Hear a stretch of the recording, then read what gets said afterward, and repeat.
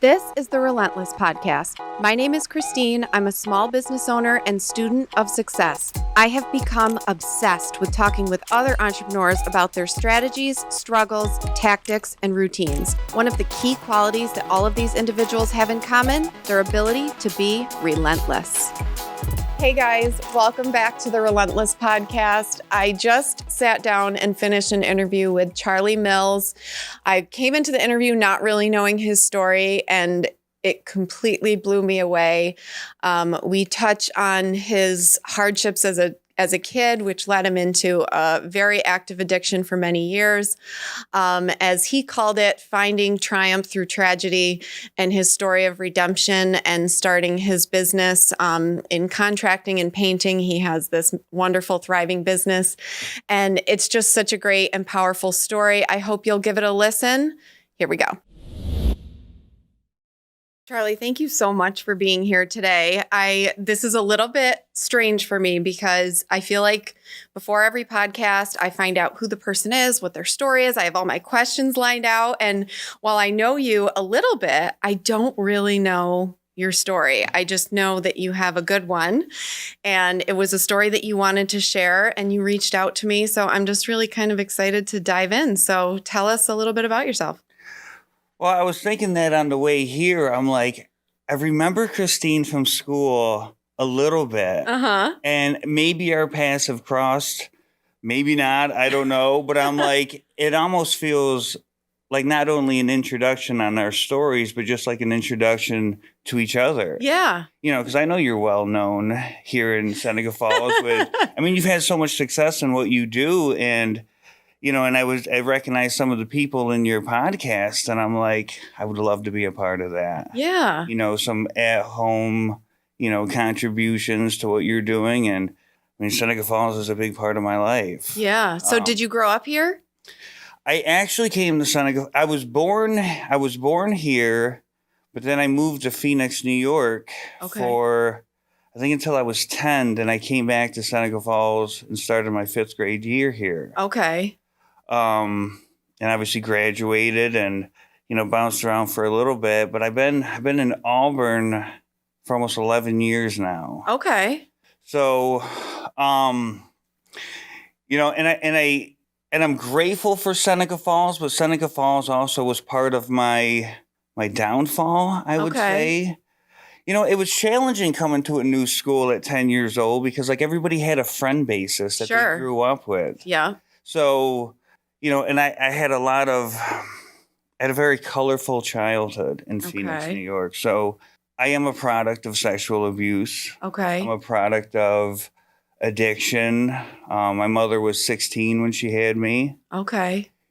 So, I had a lot of adversity against me. And so with all of that uncomfortable feelings and I'd say the biggest problem was not recognizing what I was going through as a child. Yeah, of course. These were big things with trauma and abandonment and, just unnamed situations that I was dealing with. So when I came to Seneca Falls, all of that comes with you. Yeah. And especially when you don't have proper coping mechanisms on how to recognize and deal with said matters. Sure.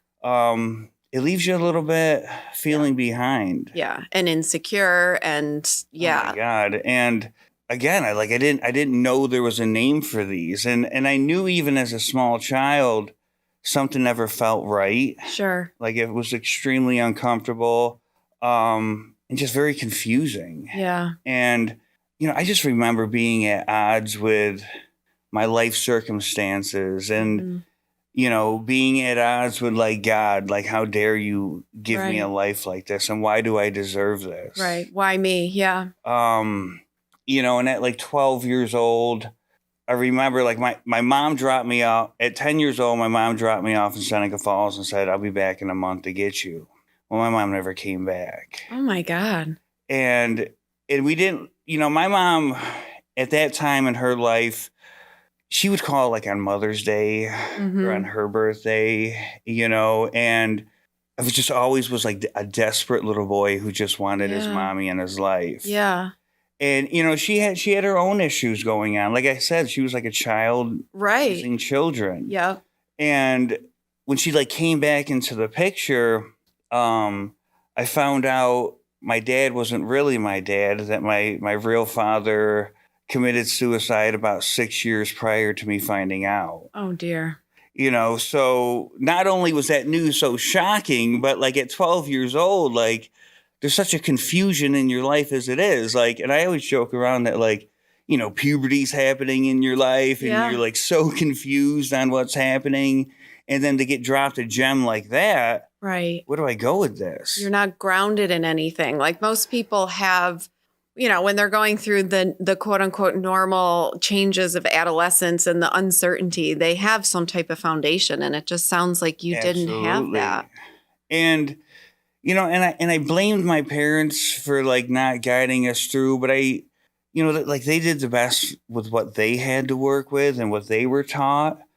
It wasn't productive for us. Yeah. But I think the thing that hurt the most was being essentially lied to my entire life. Yeah. About there was somebody else, and I never even got a chance to meet him. Right. Like, do I carry his mannerisms? Do I look like him? Yeah. Do I have other siblings out there? Right. And it led to a lot of anger and a lot of resentfulness and I did my best to shove it down and just like carry on. But, sure. I just remember being so up and down in an emotional state, probably since like age 6 to like age 12 of like, I didn't want to live. I didn't want to be here. Like I wanted to be happy. And, and I was like envious of my friends here because like they had both their parents. Yeah. And they had siblings and like, they were there for them. Yeah. And, my life was so chaotic that it was hard to identify. Right. So, and I think when drugs and substances came into my life at age 13, like I was relieved. Yeah. I didn't have to be anybody else but this person now. Right. And it brought on like new people. It brought on like a sense of belonging, and it didn't really matter what like clothes I had on. Like as long as we could do this, like we were okay. Yeah. And it helped like propel me into like a whole different identity. And I don't know if you remember me from high school, but like, I grew like my long dreadlocks. I do. I remember the dreads. And I would like tie dye my own t-shirts and make my own pants. And it was like such a stance on this is who I was. Right. But with a lot of work, like I realized I was a mask. Yeah. And I hurt so bad internally. Yeah. That I wasn't letting people know that. Right. If I could wear this mask, like it seemed like that, I'm okay. Yeah. It was almost like because you were so uncertain of your identity, it was like, wait, but so I can just create one and I can be that guy and I can escape with drugs and I can be that person and that person doesn't have to deal with all the shit that I'm dealing with, right? So it's like you can kind of escape in that way. It was like survival mode at that point. And, and I thought like I was living my best life because like it attracted me to older people and I'm hanging out with different circles and, now we're going to like concerts and festivals and like new substances are coming into the picture. And I'm like, this is amazing. Yeah. And, and like I had somewhat of control over like my use in the beginning. And when regardless if he was not my biological father or not, like he was still my dad. Like he had his own set of issues, but he took me in at 9 months old and he never thought anything different. Like I was his son. Yeah. And when I was 15, he fell into our pool and broke his neck. Oh my! And became paralyzed from the neck down. Oh my gosh! Right? So, and in I don't mean to laugh. I can't. I mean, it's more shock. Well, whatever I tell this story, it almost seems like a movie. I know. Like, all of these like super dramatic events happening one after another. Like you see it in a movie. Like, yeah. And so when he got sent away to Strong Memorial for the next 2 years. Okay. And My mother got in some trouble and she got sent to prison. Okay. And so now I'm like living with my stepmom and my little sister, and like the using didn't stop. Like Right. it just progressed. And, until I found like that certain substance that like, it was a good time in the beginning. Like we were all doing it on the weekends and it seemed like the girls were right and like the music was right.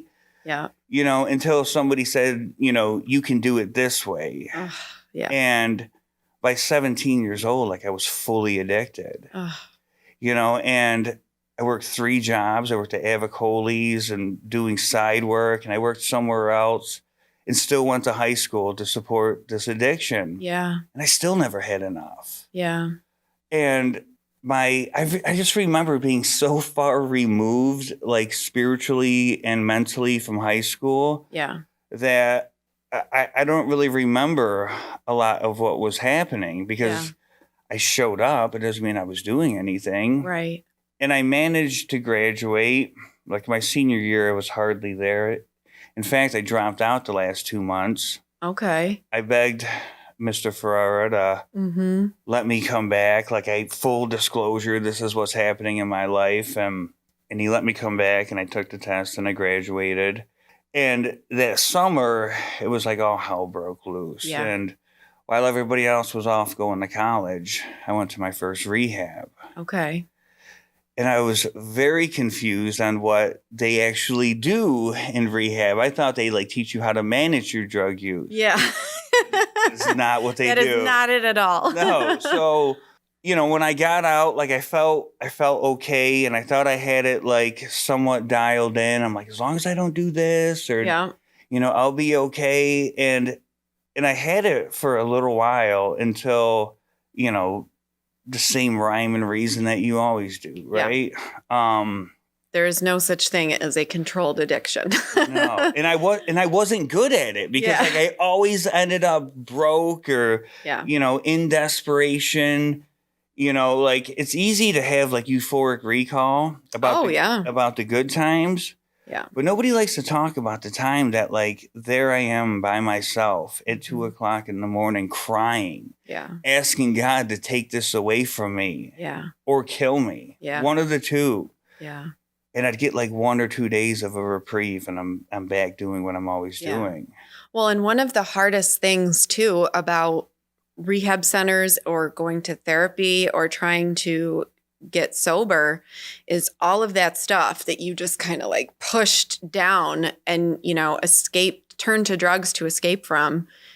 They want you to deal with it and process it and talk about it. And it's like that can bring a whole host of things. And you're like, no, but my coping skill for this is using drugs. So a lot of people, relapse is part of that process because all of these painful things come back and you're like, no, I just want to feel numb again. I don't want to feel this. And so I'm sure you had to deal with a lot of it. It's painful addressing your own self because like you're unlocking all of the shit that you've done and the pain that you've caused. So to like revisit that and work on that, this by far has been the hardest job that I've ever done. Yeah. And I've worked some shitty ass jobs.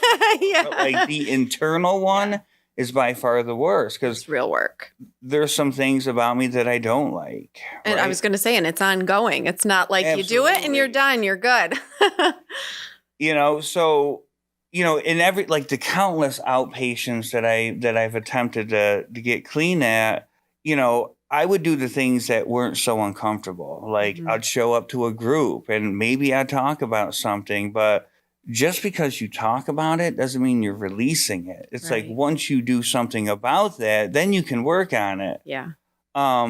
But I'd put conditions on my recovery. Okay. That's too painful. We are not going there. Yeah. And like you said, like I end up going back to the thing that's comfortable. Yeah.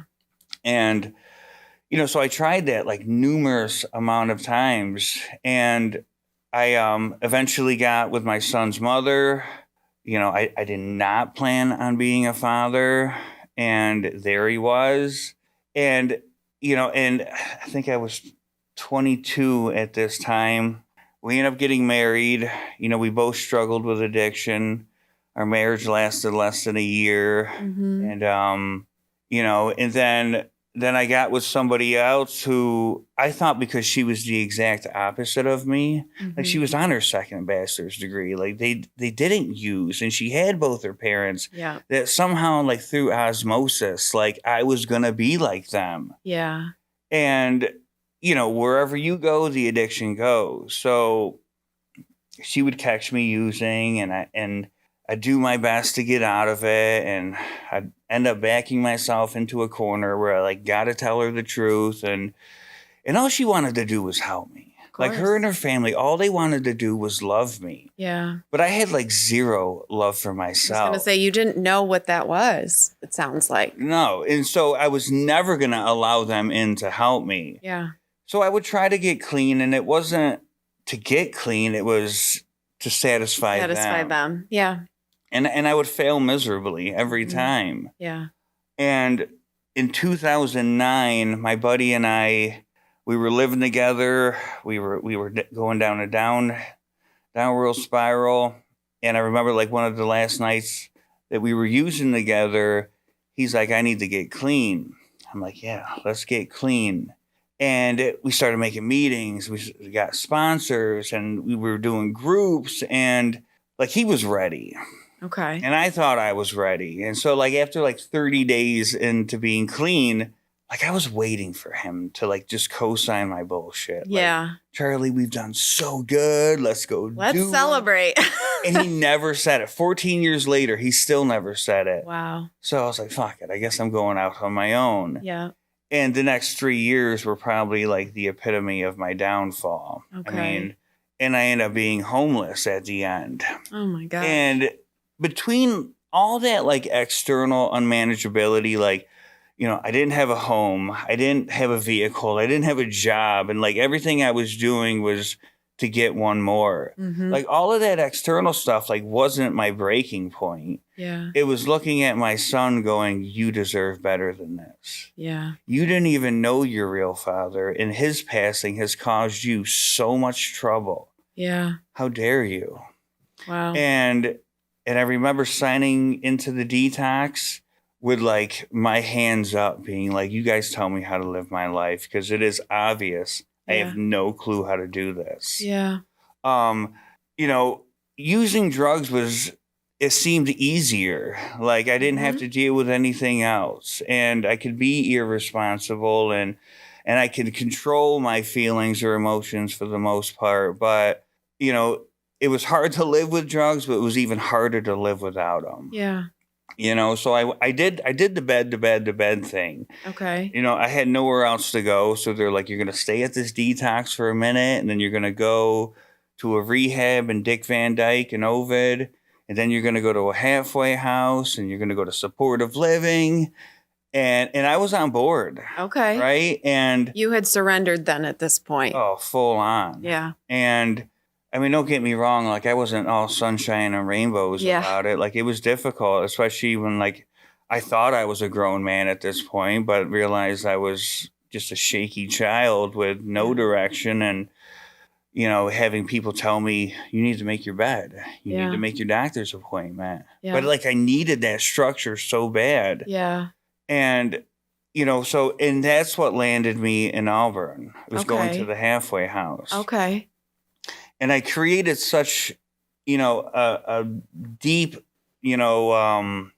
foundation of people in my corner that I knew I wasn't going anywhere else. Wow. Like my roots were here now. And, and part of the criteria of being in, when the county's paying for you to do all this, like they just want you to get better. Like your only job is to work on you and get better. Yeah. And part of that was you have to volunteer 20 hours a week to make up, for us paying for you to be here. Right. So I tried a couple places, and it wasn't like I wasn't vibing. And somebody's like, the Auburn Public Theater needs somebody to paint some walls. I'm like, all right, let's do it. I can paint. So I went there, and I'm like, this is all right. Can I come back tomorrow? And they're like, absolutely. And little did I know that I was like opening up a door to what was going to be like the best thing that ever happened to me. Yeah. They're like they're just a family community of amazing people who do so much good for the community. Yeah. And they just like took me in like one of their own. And they're like, we love you. Like, please stay here. And they offered me a full-time job. You're kidding. And I'll never forget when they gave me the keys to the whole building. And I'm like, do you know who I am? Right? Like, you know, and the power of like what people see in you versus what you see in yourself. Like they were seeing sparks beyond what I could comprehend at that moment. Yeah. And, you know, I graduated through the program. I got my first apartment in Auburn. And that woman that I was with, like the plan was for her and my son to move in with me. Like all of my hard work was like paying off at this moment. Like we were going to be a family. You know, and due to, you know, her own stuff, she couldn't do it. Yeah. And it destroyed me. You know, and, you know, like a month or two later, like she had to take a different path in her life. Mm-hmm. You know, and like, thank God I was clean because like I got to feel all of it. As painful and as hurtful as it was, I got to feel all of it and like go through that, like that season of hard feelings and not use over it. Right. And in fact, I feel like it made me a little bit stronger. Of course. Yeah. And, you know, we're still amazingly close to this day, but, you know, and I tried another relationship after that and I struggled. It was like the healthiest relationship that I've ever had up to that point. Yeah. And I couldn't let her in. Yeah. Right? Like I couldn't like intimately let her in. Yeah. And eventually she laughed that she wasn't in love with me anymore. So now I'm like 3 years in the recovery and I've had two women that I was in love with say that they're not in love with me anymore. Yeah. So the rejection kind of comes creeping back. Well, and it was an opportunity for some deep work of like, because it's hard to not like dive into what's wrong with me. Yeah. You know, am I that unlovable that, you know, people can't stay around? Right. You know, and so when I talk about finding tragedy or finding triumph through the tragedy or finding silver linings in this, you know, when she left, like I just started my company in 2015, January of 2015. And when she left, like I was blessed because she left me like the whole apartment and she left me a lot of stuff, which was wonderful. It still didn't make the heartbreak feel any better, but you know, there was some gratitude. Yeah. It allowed me to like push and dive into my company. Like I was obsessed. Yeah. And like, what's your company? My company's called Mr. Mills Enterprises. And we have a couple subdivisions off that. We have like a contracting portion of it and we have like a painting portion off it. Okay. And I dove deep. Yeah. Like, and I, like, when I say I was obsessed, like, I was obsessed. Mm-hmm. The theater decided that they had to let me go, not because I did anything wrong. And I'll never forget the meeting. They called me in and they're crying. And they're like, we have to let you go. We're like, we're holding you back. We see what you're doing. And it would be... It would be a disservice of us to keep you here for our own reasons. You gotta go. And so now I'm scared shitless. Like, you know, the couple $100 that they gave me weekly to do this, like I depended on it. Sure. And, you know, I was researching. I was pulling all-nighters, finding out what I had to do to make this happen. And like, if I wasn't sure about a project coming up, like I was asking questions and I was just so head first into this and I gained some traction because of it. Well, let me ask you this, because I have a theory. I've actually given this some thought. So I think about my own story, and I've talked on this podcast before that when I was 21, I was addicted to cocaine. Oh, and snap. Came out of that. Yeah. Not a proud time in my life, to say the least. But obviously, all these years later, I don't use drugs. I have a business, and I have a very obsessive work ethic. Same. And I was listening to a podcast and it was Phil Mickelson, and he was talking about how obsessive he is about his golf game. And he's like, listen, I've got that energy and it's got to go somewhere. If it doesn't go into something good, it's going into something destructive. And like a freaking light bulb went off for me, because I was like, I wonder if it's the same parts of me that were obsessive about finding that next high, or about finding the money to pay for this next thing. If that's that same part of my brain that makes me obsessive about business and success and impacting people and all those things. And it's like, because part of me likes to think that that addict self is gone, like, because I can't relate to that person. So I think, okay, yeah, that was me then, but this is me now. But when I heard Phil Mickelson say that, I'm like, It's like, yeah, well, this is the same brain that did those things. It's still the same makeup that did those things. So I think it's that you find a new outlet to channel those same behaviors and kind of processes into something positive and into something healthy. I mean, do you agree with my theory? It's not a theory. I think it's very factual, because I will forever be an addict. Just because I don't use anymore, I still carry many of the continuing characteristics of an addict. Like, okay. And I think partially why I've had so much success in what I do in my business is I think being an addict has created the very basis of my drive. Yeah. And if you think about the drive and motivation and ambition you had in active use to get the next one, the creativity that it took to get the next one, and apply that to something positive, like I feel like it was endless. Yeah. And I think alcoholics and addicts are some of the most creative people and intelligent people that I've ever met. Yeah. I mean, very resourceful. We've been broke and homeless and jobless, but yet we find a way every single time. Yeah. But as anything, like, there's a lot of character defects that come along with addiction, right? Like, you have to learn to not be a liar. That was like a natural. Is definitely the antidote to that. But I do find that by taking, how do I say it?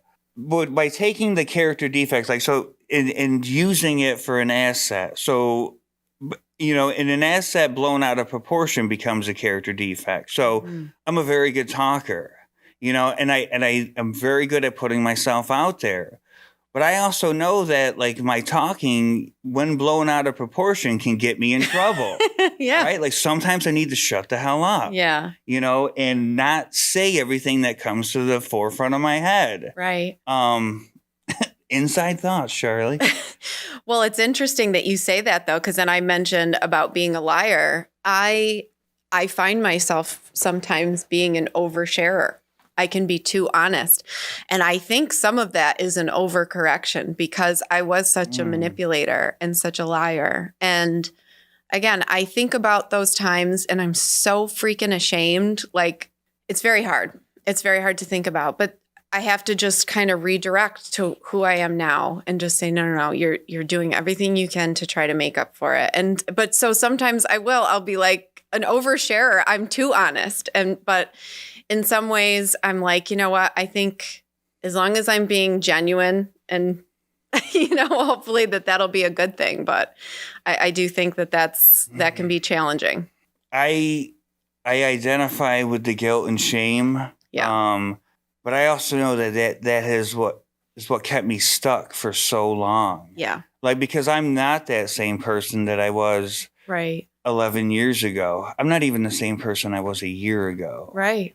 And, when I found, like, acceptance in where I was to where I am now, I'm like, they say never look back. I say always look back and remember where you came from to strive to be better than that person. Yeah. I didn't ask for addiction. I didn't ask for this, but I am grateful for what it has taught me and where it has brought me. Wow. And I think it's, again, a lot of the core of my very being right now. Yeah. we talk about in my group about like the difference between like purpose and passion. Mm-hmm. Passion being what you do for the service of yourself, and purpose for what you do for the service of others. Wow. And I'm very passionate about business, and in my industry, like construction and painting, like I feel like it's an art form. Like I get to be creative and make things with my hands. But I feel like my purpose is like I love to speak. Mm-hmm. Like I'm grateful because I've had the opportunity to like go to universities and countless rehabs and share my story where, we've only touched on a lot of like some surface of my story. There's a lot of nitty gritty that I'm not proud of, but I know that there's people sitting in that crowd thinking, I could never talk about this. This is too embarrassing. Yeah. Or when you hear me too, like I've gone through that and I'm not alone. Right. I'm here for you. Yeah. Right. Like we are not in this alone. Yeah. And in fact, like I had no idea that you went through all that. Yeah. No idea. Well, and it's funny because for the longest time in starting the business and, becoming more of a quote public person, I was so afraid that people were going to find out about it. I mean, it happened here. It wasn't like a huge secret. And I know that there are people in the area that remembered. But that's why, too, when I had Brad on the podcast and we talked about it, and at first when we finished recording and I talked about it on here, I was like, I don't think we're going to put it out. I can't. And then after a little bit, I thought about it and it was like, I think it was going to help. I thought about like, even if there was one person that listened, that it helped, it was worth it to share it rather than if there were 5 people that maybe I lost a customer or lost a friend or whatever. It was like, no, because I think one of the biggest things is that when you go through something like that, you feel like that discounts you from having a good life. Either you don't deserve it or you're not qualified or because you did this, this, and this, like it's just not going to happen for you. It's not in the cards. And I just don't think that's true. I think that there's so much that you can offer. And it's just like you say, it's a part of your story. And, it's when you said you were grateful for it, I think I am too. I'm so sad about the people that I hurt, but I think I'm grateful too, because in some ways it's like I like sped up the bad part of my life and got that over with so I could start living this like full life and all these things that I had missed out on. Like you were saying, when you started using at such a young age, it's almost like your brain just stops developing and you just kind of lose these chapters of your life. And so, I mean, I feel like I missed a big chunk of my life. It's just kind of gone. And, they say that once you start using at a certain age, you stop maturing or developing at that age. Yeah. So using at 13 years old, like I felt like I was running around like a 13-year-old boy all of those years. Yeah. I didn't get clean till I was 27. Yeah. So where I thought I had a handle on life or knew what the hell I was talking about, I was still stuck in like teenage boy mentality. But one thing that you just said, to back it up a little bit, that I wholeheartedly identify with is there was a basketball player that used to play for the Boston Celtics. His name was Chris Herron. Okay. And he threw his entire NBA career down the drain due to active addiction. Okay. Dude was a stellar basketball player. Like he played for the Boston Celtics. Yeah. And lost it all. And then he got clean, and now he like tours the country telling his story. Okay. And he came to Auburn High School, and for whatever reason, somebody thought fit for me to open up for Chris Herron. Okay. Like, what an honor, right? Yeah. And I like to talk, so they only gave me like 5-minute slot, so I did my damnedest to do my best, and the paper caught wind, and they're like, oh my God, this like guy comes to Auburn, he gets clean, he starts a business, and he helps people. We're going to write a full-page article about him. And I'm like, wonderful. And I remember laying in bed the night before the article came out going, well, you just threw your career down the drain because unfortunately there's a stigma that comes along with addiction. Right. Like, we understand it, but people who haven't gone through it or had, experience in it, they don't understand. Yeah. And I work in multi-million-dollar homes. Yeah. Right? Like, and I thrive off the spiritual principle of anonymity. Like, I don't tell everybody, right out of the jump, hey, by the way, I used to do a bunch of drugs and homeless and all that. Like, I don't lead off with that. No. So I'm private until we're there. And the article came out, and I remember getting calls from like local leaders in the community saying, first and foremost, we had no idea. Yeah. And it meant everything to me because it was like I didn't carry myself as a using addict anymore. Yeah. Like, I carried myself as a proud, productive member of society. Yeah. And I guess it really didn't even matter what anybody else thought. It's like, you can't match my drive. You can't match my ambition. Yeah. And I feel like if anybody has any level of success in their life, they know what failure looks like. Oh, yeah. Many times. Many times. But I feel like that's the driving force. Yeah.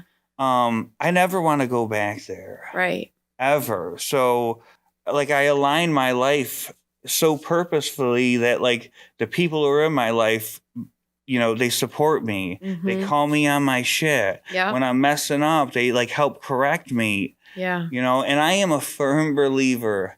And if you hang out with 4 losers, you're bound to be the 5th. You're the 5th. You hang out with 4 millionaires, you're bound to be the 5th, whatever capacity that means. Yeah. So I'm very strategic about who's in my circle. Yeah. Well, and it's interesting when you said, all of a sudden I'm this contributing member of society. And it kind of took me back to when you were saying you developed this persona as a kid and started with the dreadlocks and the stuff. I feel like this time it wasn't you becoming a persona. It was more uncovering who you really are. Absolutely. Without the drugs. Because I feel like that is what's happened in my life is, when I was younger and I was partying and stuff, it was all kind of about fitting in. And you mentioned like the friends you're with. It was like we all kind of had similar hair, similar style, similar personalities. Don't be too crazy. Don't be too wild. Don't be too, whatever. And that was another reason why doing this podcast was important to me, is because it's like I'm kind of discovering my identity and who I am as a business person, as a woman, as, all these things. And I think it's good to share that with people and let people know, like, it's okay to be you. Like, I know I can be too much for some people. I get it. I don't love people by halves. I hug everyone.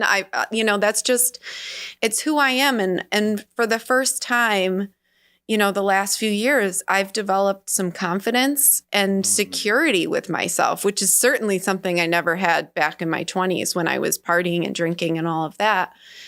And so it feels really good when you're living in alignment with who you are.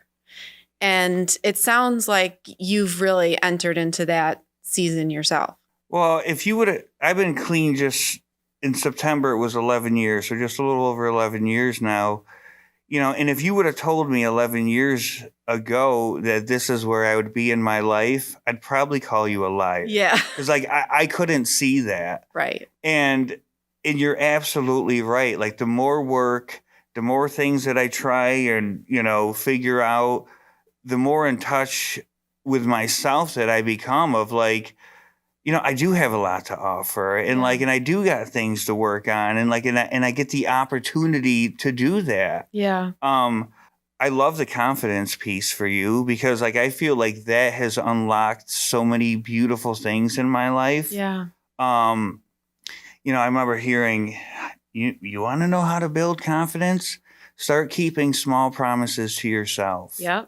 Is how you build confidence. So I don't eat that. I don't go there. Yeah. I don't hang out with those people. Right. Yeah. I felt myself being like, fuck yeah, I can do this. All of a sudden you trust you. Absolutely. Yeah. I mean, think about it. If you have a friend who tells you, I'm going to, do this with you, or I'll be there at 6, and they don't show up, how many times are they going to break that promise before you're like, listen, I don't trust a word you say. That's right. So it's like, and that people do that to themselves. They say, oh, I'll start that diet on Monday.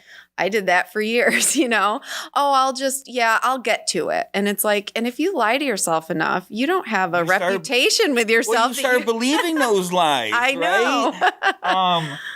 Yep. And I feel like opportunity that this new life has given me so many opportunities that just being mindful, that they're there. For example, my father, in the last final years of his life, he was in the nursing home in Clifton Springs. Mm-hmm. And then when COVID hit, all visitors, were cut off. Yeah. And when you're in that condition, like the only thing you have to depend on is people coming to see you. Yeah. My dad watched more NASCAR and bar rescue than one man could handle. Yeah. And it gave me an opportunity to be the son that I've always wanted to be. Yeah. And almost like, in a sense, like fatherly. Like, mm-hmm. My dad never went without. His TV would break, I'd go buy him a new one. He wanted to listen to music, I'd go buy him an iPod. Like, I just got to show him so much love and be there for him. And, he was cognitive enough to make the decision that he was ready to go on comfort care. Okay. And slowly pass away. And they allowed me to go in, and and it was like very like movie scene-esque, like full gown, you got a mask, a face shield, like I don't even know if I could have been anybody. You wouldn't even known it was me. But I got to go say my goodbye. Yeah. Right, and like be there wholeheartedly with him. Yeah. And just to hear him say how proud of me he was. Ooh. And how right and how much he loved me. And, and I'm like full on sobbing, like through the mask. And, I just assured that I loved him as well. And, in my typical dad fashion. And he's like, you're one hell of a carpenter. I'm like, okay, these are our final words here. Yeah. But I remember leaving that room and, I had a lot of big feelings. And Eve, I'm drawing a blank on her last name.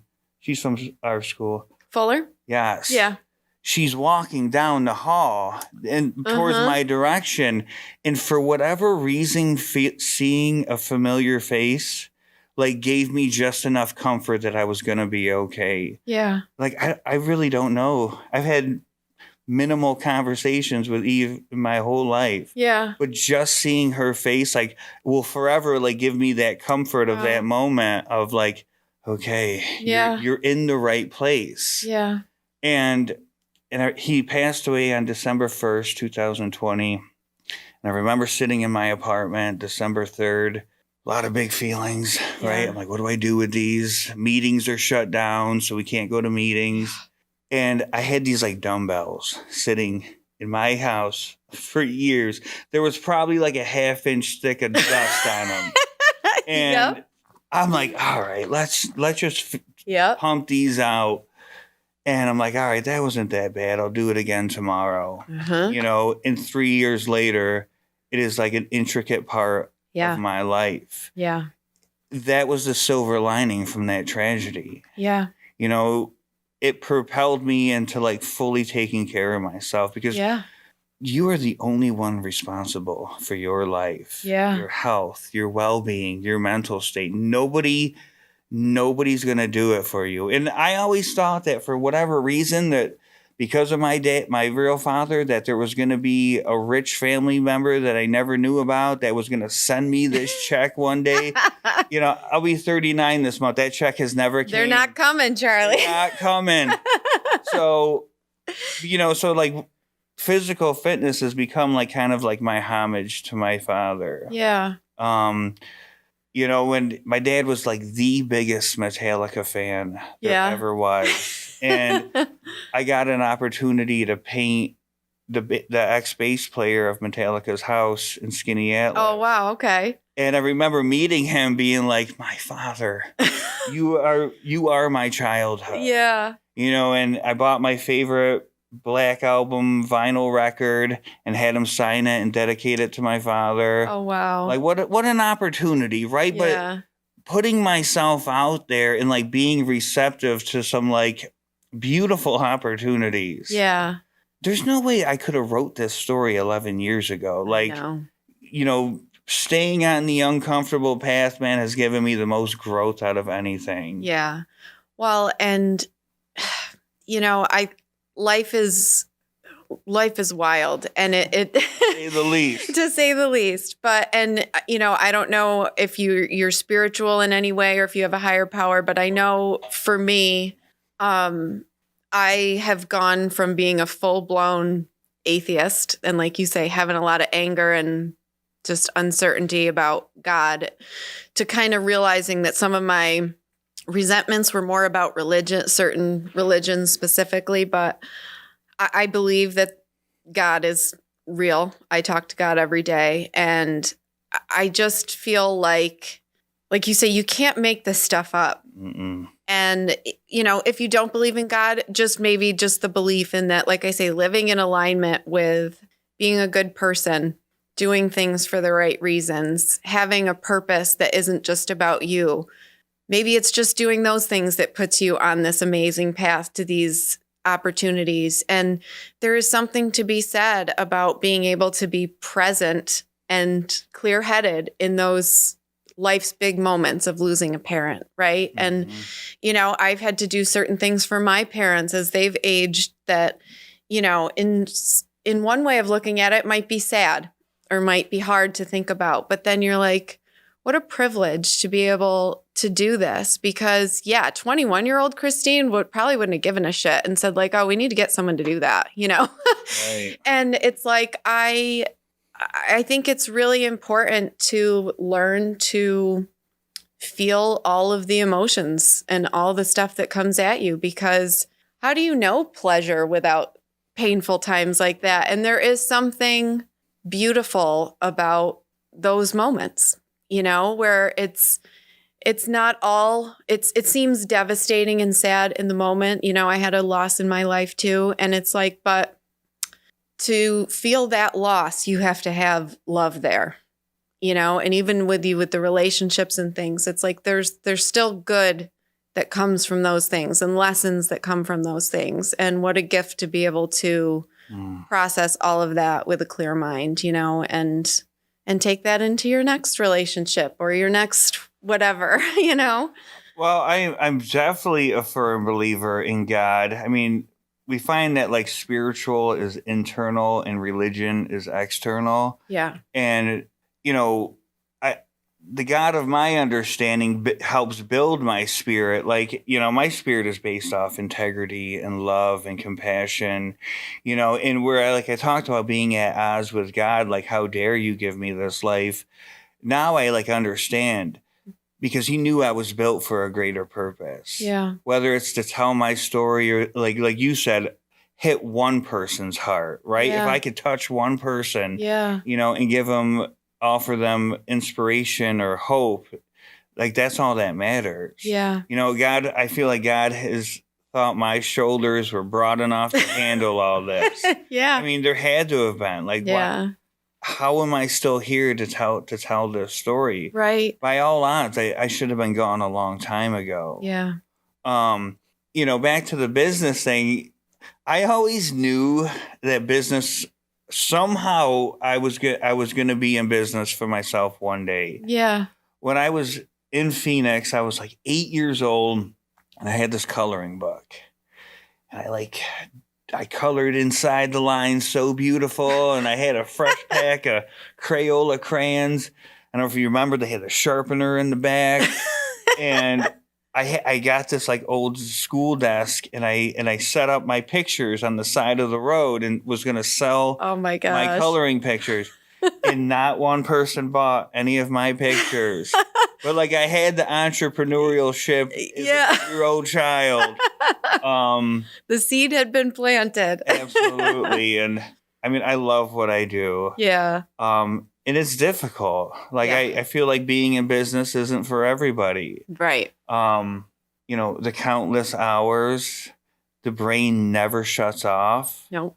I'm in bed at 2:00 in the morning wondering if I invoiced or if I have enough materials or is the work there. And it's all encompassing. Yeah, it is. And but you could almost look back and say that you learned to live a chaotic life early on. Now you're living with much better chaos. Absolutely. Yes.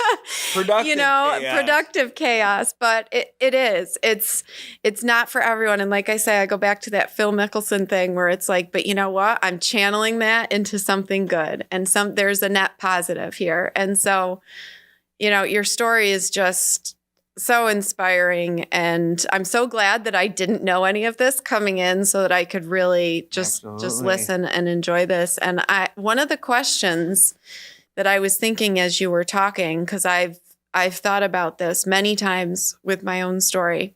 Have you forgiven yourself? Depends on the day. Yeah. I'd say for the most part, yes, because I do my best to be kind to myself. Yeah. Those days that I struggle with it, I do find myself to be more critical of myself, and you should know better kind of mentality. Yeah. To forgive is to show different action. So I'd say like 90% of the time I am very kind to myself and I take care of myself, and the power of self-talk, I think, is so pivotal in our process. Yeah. Because nobody can beat my ass worse than I can beat my own ass. True. And I remember hearing a long time ago, you would never talk to somebody you love like that. Oh God, so why no. would you talk to yourself like that? Mm-hmm. So I think I will continue to be in the process of forgiveness. Yeah. So same for you. I think that your answer is very honest, and I appreciate that, because I'd say I would agree with that. Like I say, I have not shed all of the shame. I wish I have, but I haven't. But I think it's my own like moral judgment on things, because like I say, I wouldn't do some of that stuff now. Right. And so I'm thinking of it as this person doing those things, and I have to remind myself that it wasn't. And like you, there were things that were done to me that were not fair. But an addict can find any reason to use. It doesn't matter, and I had some legitimate ones, but it didn't matter. I would have found one either way. And I think, one of the reasons that I try to be charitable and thoughtful to people is because it's almost like a penance. And like, I just want to be a good person. And I just want to move as far away from the selfish, self-absorbed liar that I was.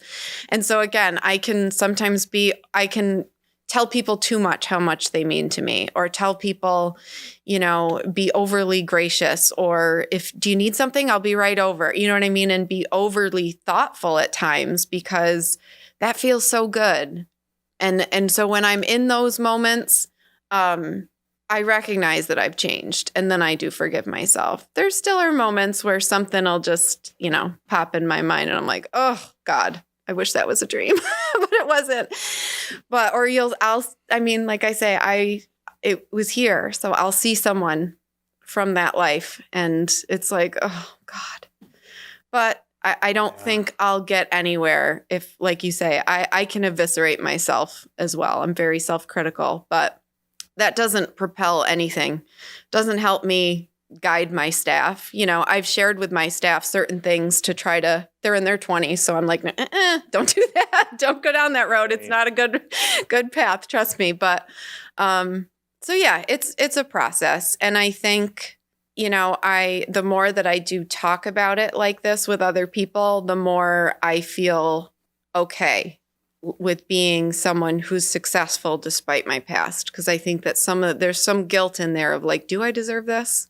Heck yeah. But I hope so. I hope to live up to someone who does. Don't ever stop being over compassionate, because I feel like there's a lack thereof in this world today. And we all have a story. Yeah. And some of us have no idea what somebody else has been through. Clearly. Yeah.